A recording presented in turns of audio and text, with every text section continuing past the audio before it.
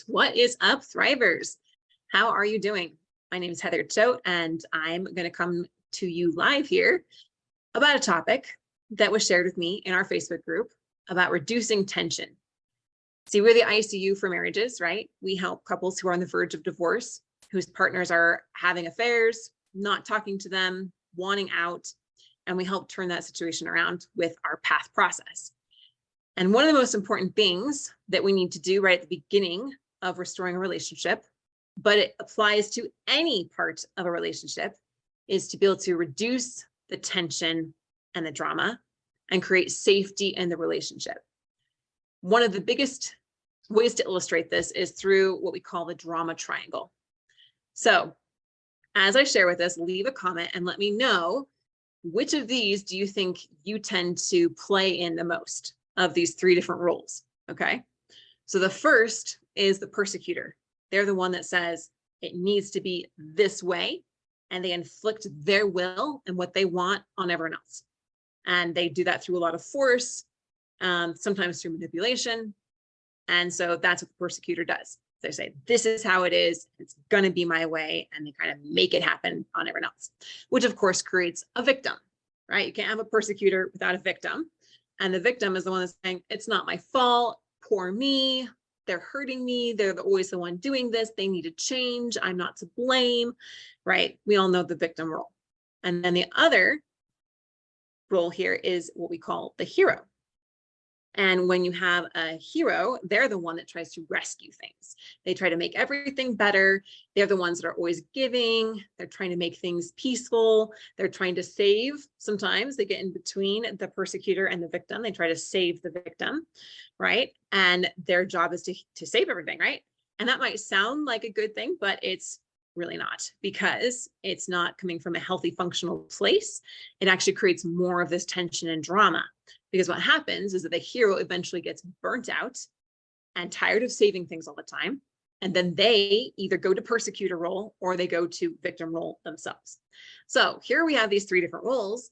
And it's interesting because you can see how this dynamic plays out even in a relationship with just two people. So I'm going to give an example here. Okay. So in my own marriage, I've been married almost 18 years, and my husband Ben's over there watching, listening right now. But we have played in the drama triangle, and understanding how we step into these different roles has been really illuminating to me to learn how to get out of that drama and out of that tension. And it's, again, something that you can give yourself a lot of grace about, because we are taught how to play in these roles since the moment we're born. Our parents played different roles. You could probably look at their relationship and be like, oh yeah, I can see my mom was totally a victim. She was complaining all the time. She always felt like it was everyone else's fault. And my father just tried to keep rescuing her, but she would never really want to be saved. And so you can see the different dynamic that may have played out in your parents' own relationship. And you can see how these dynamics play out as well in our culture. They're in every single drama movie. They're in every single story out there. And so it's just really important that we recognize that this is what we're taught, but it's not the only way that you have to do things. So back to my marriage. So for me, my husband would get upset about something I would do. He would get bothered by something that I said or did. Maybe it was intentional, maybe it wasn't. But then he would go into kind of shutdown mode, which is one of the tactics of a victim. Is that they kind of withdraw, they put up walls, they don't open up, they don't communicate, which then either would make me go into hero mode, like I want to pull him out of it, I want to save him from whatever's going on, I want to fix the relationship, I want to try to talk about things and make it right for everyone. And then when that didn't work, I would get frustrated and go to persecutor mode. Well, you need to talk to me about this. We need to sit down. We need to work on these things. We need to solve these things. And then when that didn't work, then I would go to victim. Oh, I keep trying and it doesn't work, right? So you can see how we can play in these different roles, even in our own relationship, even in our own relationship with ourselves sometimes. So what happens when you're in the drama triangle is that problems are never really resolved. And you're always kind of scrambling to try to get your needs met, usually through mostly manipulative behaviors, right? And that does not create a healthy foundation that feels secure, and it doesn't actually resolve things, which is a big reason why a lot of marriages are ending in divorce, is because they're not taught how to do things any differently. What I learned to get us out of the drama triangle changed my life and my marriage, and it has helped numerous of our clients' marriages as well.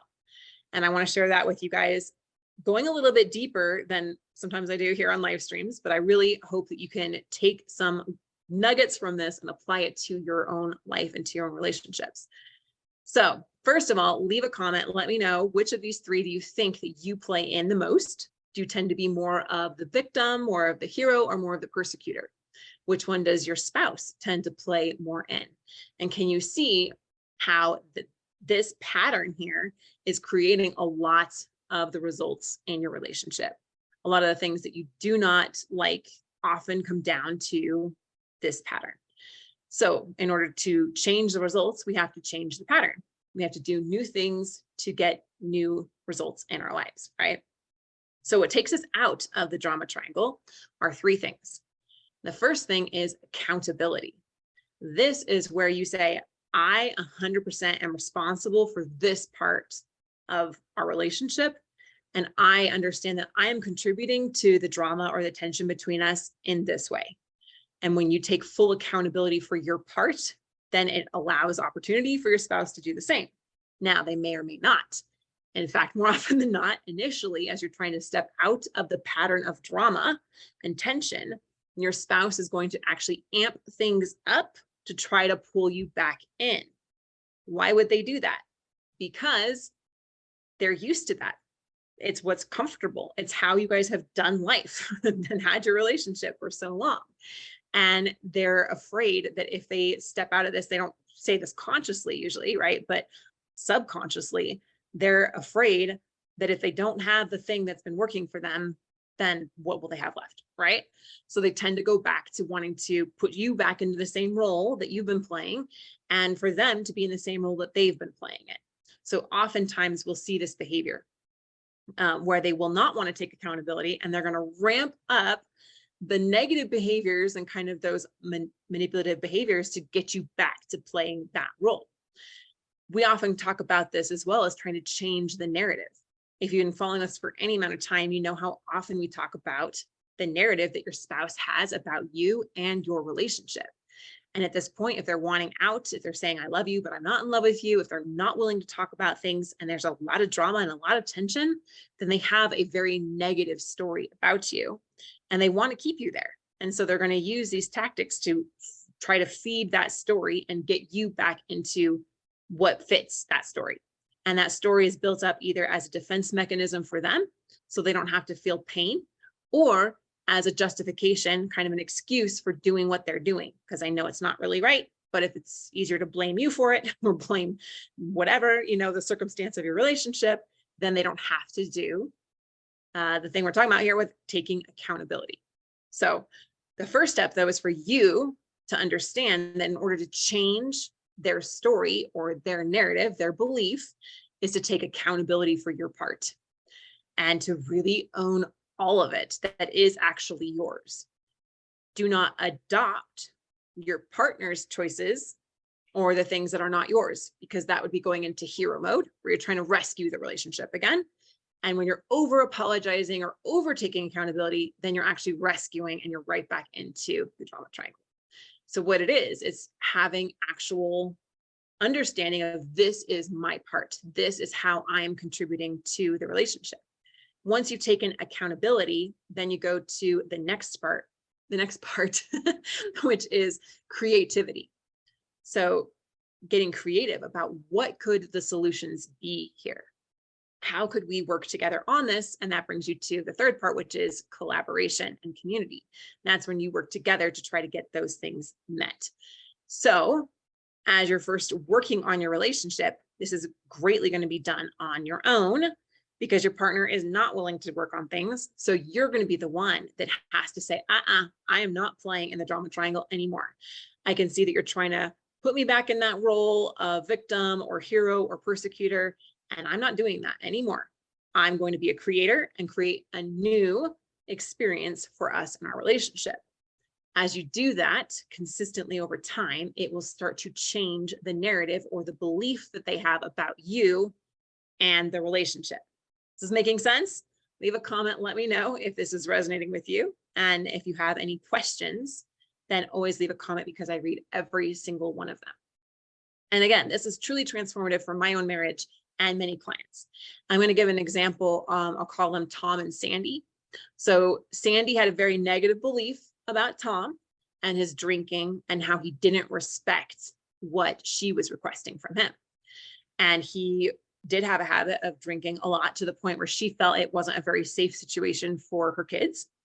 And he wouldn't necessarily get violent, but he would drive and do other things that she just was not comfortable with. So she had the belief that Tom won't listen to me. He doesn't respect my boundaries. I don't trust him. And he just wants to drink and will never change. And so I'm not happy here. And I don't actually love him because he doesn't respect me. So I want out. I want a divorce.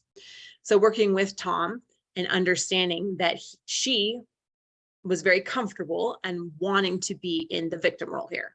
That Tom was the one that was persecuting her with his drinking and his behavior and his disrespect. And that allowed her to be a victim and not have to change herself. And that's the dynamic that they were in, right? So as we were working with Tom here, and we were letting him know, as you take accountability and you say, yeah, I haven't been actually respectful of what you've been wanting.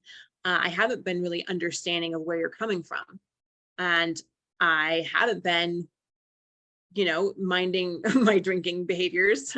And yeah, it has been at times dangerous for our kids. That's his role, to take accountability.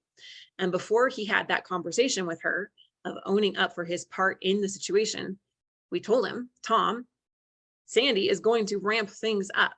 She is going to probably, most likely, because we've seen this over and over and over, increase her behaviors to try to get you back into the role that she's comfortable with. And that's exactly how it played out. He went into accountability and she said, oh, well, finally you are. Yeah. And now you're finally going to do it. You're just trying to get me back and you're not really going to change. She ramped up the behavior even more to try to get him to step back into the role of being the persecutor. Because he had that awareness working with us and understanding some of the things to be aware of before he even got to that point, he was able to navigate through that very well and didn't go back to the same triggers and the same patterns that would have pulled him back into, well, heck, why even try? She doesn't care anyway, so I'm just going to go back to drinking, right? That's what he would have done before. In fact, that's what he'd done many times. So now he went into accountability and creativity about how he could actually solve these problems. How can I demonstrate to her that I am respecting her, that I am understanding what she's going through, that I am trustworthy, and that I am overcoming alcoholism, and I will be a safe and trusted person for our children. And so he got into creativity about what are the solutions there? How can I do that? And he became sober and he got outside help and he worked on all the actions necessary to stop those patterns and create new healthy patterns. And as he did that in time and consistency, Sandy's story of, oh, Tom doesn't respect me, no longer had ground. And he created a lot of safety in the relationship as he demonstrated he was trustworthy, he was understanding her, and he was working on these things.